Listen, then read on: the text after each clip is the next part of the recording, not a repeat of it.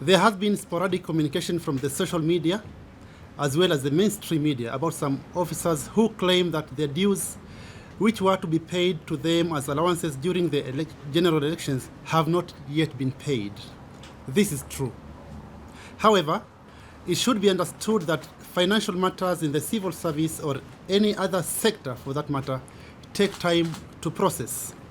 Arrangements to have the same pay to the officers have now been finalized, and the same will be paid through their March and April 2013 payroll.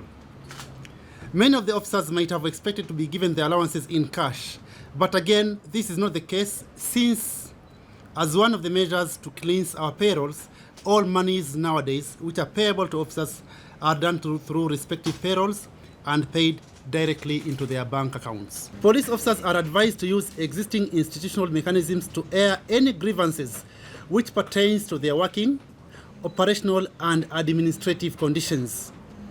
This is due to the fact that many officers resort to the use of both the mainstream and social media to air their grievances, a factor which may point that many of them are not aware that there are avenues available for them which they can use and have their issues sorted out. Remember early last week we did issue not a warning or maybe a ban on them, but a caution on such groupings. Today we have repeated that because, as you have rightly pointed out, that the gatherings of the bunges has moved closer to the precincts of the court, and that is not healthy at all. The court should be allowed to do and perform its work without any undue influence or maybe unnecessary interference, because you can call that interference. If the bunge have to do their business, then our city is big enough.